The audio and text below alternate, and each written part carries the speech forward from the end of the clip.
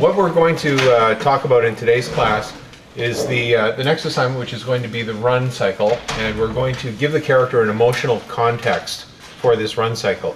So what I would like you to do is have your character sort of drawn out. I've brought my dog character here and just did a quick sketch of him before I started videotaping. And what I'm going to do now is I'm just going to break the character down into his basic shapes. And that's the way I want you to start to approach your animation as well, is basic shapes first. So your keys will not look like this as you're doing them. You won't clean them up and tighten them so that the character's bang on model. I mean, this is still in its rough state, but you wouldn't even go to this stage as a rough with your key animation. So I'm just going to break this down into its basic shapes here. So I've got a circle for the cranial mass, which is what we usually always use for the character's head. And then I usually, whenever I'm designing my characters or drawing them, I try and work it so that there's some sort of a cylinder that works off of that. So in some cases this could be a character's head. If I chose to make this the cranial mass here, and this is the mass of the neck coming down like this, I could then put a center line down through here and then create an eye line that comes across here and put some eyes on the character there, and that would be the character's head. But I usually always start off with a circle first and then build the character out from that. Sometimes I'll use another circle down here, but depending on the shape, you know, it's usually a cylinder. So I have my cylindrical shape that comes down like this, and then my head basically works out with another cylinder coming off of this shape here, and then I usually work this out into a triangular type shape here, triangular, like that for the actual shape of the nose. And then the snout itself works out as a circular shape around like this, and then from the center line in the bottom of the triangle of the actual nose shape, I'll bring another circle out of there to complete this circular shape here. So it's like two balls stuck together, and then the shape of the mouth would come out like this. Now the arms are based on cylinders. I've got one cylinder that's attached over here on the one side that bends into here. Then I've got sort of a circle for the hand, and then each of the fingers coming off of there would be a cylinder. And same thing on the opposite side. So when I'm drawing my character like this, I know it's difficult to see in this version here, but you can see the lines, the structural lines that go through here, and I actually drew the arm right through on the opposite side. So I'm always thinking about the perspective of the character as I'm drawing it. The horizon line is right around their character's eye level, which would place a vanishing point somewhere out here. So I look for my perspective to make sure that everything is sort of working, that it looks like it's getting smaller as it goes further away. So because of the character's orientation, he's turned towards us, and you can see that through the center line here, the rotation. Then that brings this arm closer to us, and the other arm would be further away on the opposite side of the body. So you've got to think around the character and draw through. So if my one shoulder attaches here, then on the opposite side, the other shoulder would attach through there on the other side, and then the arm would protrude from that point. So it helps me to gauge where the angles are and what the length of the different parts are as I'm drawing it. So there's my hand shape there, and then just one little finger there. Legs are cylinders as well, tapering. In this case, they're thicker at the top, connecting to the body up in here, and then tapering down. This one will connect on the opposite side. So my pelvic girdle would now sit inside here. Sometimes I like to draw it as a sort of a figure eight type thing. It's almost like a skateboard that's bent quite hard through here. So this is the leading edge towards us that would wrap around through like that, and this part here would connect into the opposite side. So it gives it a three-dimensional feel. So that's the pelvic girdle there with my hip joint sitting right there and my opposite hip joint being over here, which gives me my structural. So this is where your life drawing now comes into play. You know, you're wondering why you're doing all those life drawings with the bones and the muscles and trying to figure out all that stuff. It's because it applies to your characters as well. The volume and the proportions and the connection points for the hips. And we go back to the leg cycle. Remember when we did just the circles for the hip joints and the lines connecting through. So this is my pelvis right through here, the line across there, which we connect into the spinal column, which runs up to the cranial mass up here on the character's head. So now I can start to construct my character more three-dimensionally and understand exactly how they work. So then my feet are down here. So there's my basic shapes that I'm going to be working off of. So now what I want to do is I just want to take you through a little exercise of attaching some emotion to your character. So in this pose here, he's sort of in a neutral pose where he's looking sassy, as one of you said. But he looks fairly confident and sure of himself, and he's obviously kind of happy because he's got the smile on his face. He's got the one eyebrow up higher than the other, so he's looking a little bit cocky as well. It's like, you know, hey, I'm here, I know what I'm doing, type thing. So what we want to do is we want to explore the idea in this run cycle that we're playing with some emotions. Now there are 4 basic emotions that you can have. Very, very basic emotions. There's happiness, you can be happy, and the opposite of that is sad. Then there's angry or aggressive, and then the opposite of that would be fearful or afraid. Okay, so those are your 4 basic compass emotions, if you want to call them. And we're going to play off of those. Now obviously within the realm of emotions there's so many gray scales to an emotion. You can be happy, you know, just sort of happy on the level. You can also be ecstatically happy, like you just won a lottery and you're you know, going ballistically happy. So there's a whole series of ranges that you can go through. Same thing with sadness. You can be, you know, just mildly sad, or you can be really sad or extremely sad, or, you know, the whole spectrum is there. So when you're doing your walk cycle or your run cycle, I want you to attach that emotion to the character. And the emotion will affect essentially the posture of the character in the run. Okay? So what I want to do now is, with everybody having a character design in your mind, you can set your character off to the side if you want, or you can just leave the character where it is and actually draw right over it. What I want you to do is we'll go through and we'll draw each of the emotions of the character, just in a standing pose. All right? So what I want you to do is look at your character that you have, and it can just be a basic body shape as well. That's fine. But what I want you to do is I want you to make that character look really happy. Okay? What would be the attitude and the posture of that character if they're really happy? And exaggerate it if you want. Like they're extremely happy, or amazingly happy, or, you know, ecstatically happy. They're jumping for joy or something like that.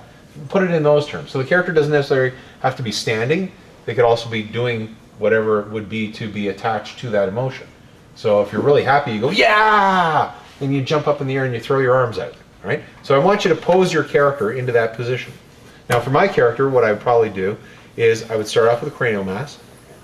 Of course, I'm making a mental image in my head of what I want my character to look like. So I'm just going to extend my character up and above as if they're jumping up in the air, so they're not on that surface. So I'm placing them up higher in the air.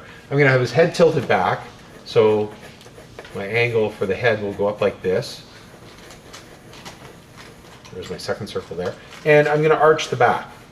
Okay, so the character is jumped up in the air, and so the driving force of the line of action on the character is going to be a curvature that's going this way. So I'm going to arch my character's back like this. So now I begin to build my cylinder of the body out from that. And if the character is happy, he's going to throw his arms up in the air. Attach my arms over here. The one arm on this side, the other arm on this side over here.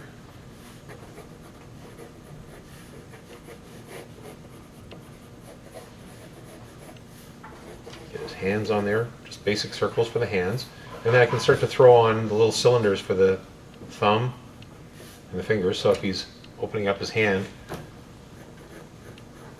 the more you stretch it, the more it emphasizes the extreme position that you want to get your character into. And so this is what we're starting to look for and starting to explore at this point. This is the next stage in our overall progress in animation. Everything that we've done up until this point has been pretty much emotionless, because you can't really attach an emotion to a bouncing ball or a pendulum swing. They're just mechanical actions. So what we're starting to do now is we're starting to introduce the idea of what is this character feeling at this exact moment as they're doing this specific action. So we're going to combine the two elements together, where we're doing another cyclical action, which just sort of works with the timing, playing around with timing and how long something takes to take place. And we're just going to start to attach an emotion to it. Why is what's the character feeling at this moment as they're experiencing this emotion and going through this action? So my character is jumping up in the air. I'm going to close his eyes like this, and because he's really happy, I'm going to throw the eyebrows way up, highlight this, and obviously he's very happy, so I can stretch the mouth up pretty high on this guy. And the nice thing about this character design I have found is that I can use the body almost as his head as well if I wanted to. So if I want to make him really super duper happy, I can pop his mouth all the way down into his chest, and it can still pretty much work. I mean, obviously I can't take it down to his crotch, but that would just be weird. So I can open up his mouth fairly wide there. And of course he's got his ears, so I'm going to throw his ears out here.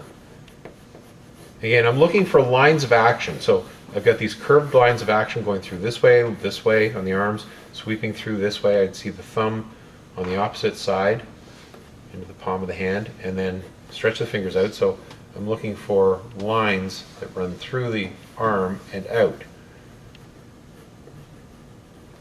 In this case here, the hand would be more away from us like this. There's the palm of the hand, so the fingers would run across like that. So the middle finger wouldn't necessarily curl back the way that one has curled back this direction. It would be going straight back in perspective. So my middle finger would be back here and probably foreshortened a little bit as well. And then I can pull the little finger out this way and spread apart pointing finger.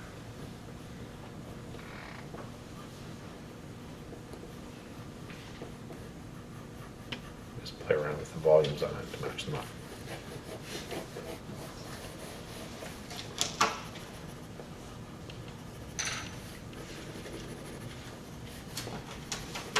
So now I have to deal with the legs. And if the character's jumping up in the air and I want him to be really, really happy, then what I do is I probably spread his legs apart and kick him out straight to the side and point the toes up in the air like this.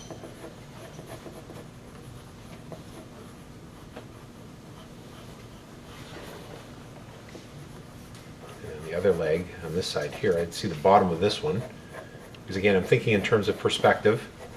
So if I'm rotating the body into a 3/4 view front like this, everything's going to rotate over, so that arm is back behind the body, this one's in front of the body, this one's going away from us, so therefore this one we'd see the bottom of the foot.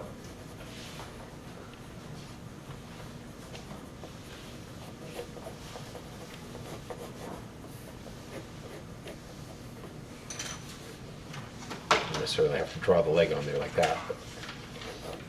So there's my character jumping for joy. You can even flip the drawing and say, "Ahoo! Yay! Yay!" Okay? So you can almost get keys out of this to a certain extent. If I did an anticipation down, I can then get my character to jump up in the air into this position. Right? So now, what I want you to do is do the opposite. We did extremely happy, I want you to do extremely sad. The character has just been devastated by the death of his best friend. Doesn't necessarily, oh man! Max, you're dead. It's okay, he comes back to life at the end of the episode. But he could be really sad about something. So the posture is going to go in the opposite direction. So when you're sad, you usually hunch your shoulders over, let your head drop. So again, if I'm working off of this basic pose here, I'd want to hunch the character over, drop the head down. So I'd have the head in a lower position down like this, head facing down. And hunch the back over. Okay. So there's my basic body shape. Also wouldn't have the legs straight like this. I'd probably get everything to sag. So what I would do is probably bend his legs. Bring his legs forward.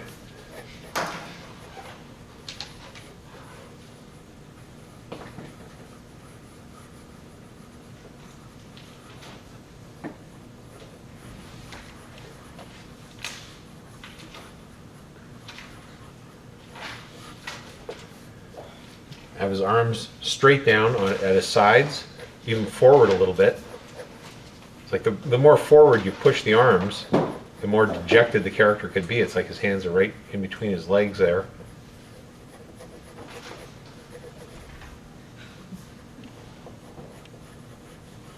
Almost knuckles dragging on the ground in despair.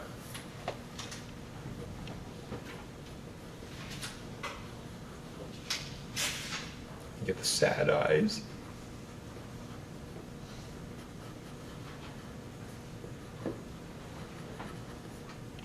tear running down his cheek. Oh, it's so sad. It's almost like you have to feel the emotion yourself in order to portray it properly. You really start to feel what the character is feeling as you're drawing it. Of course, I wouldn't have his hair perked up straight. I'd have it drooping down. So everything droops. Everything sags. His ears.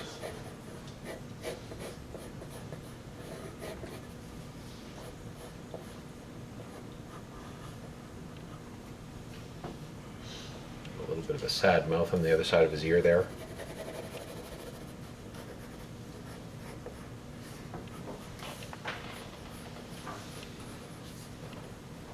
Okay, so really dejected feeling there. From that to that. From that to that. Okay, so we get a sense of the weight on him. Okay. So now let's try angry or aggressive. Okay. If you're really angry or aggressive, you're going to be pushing your upper torso forward more.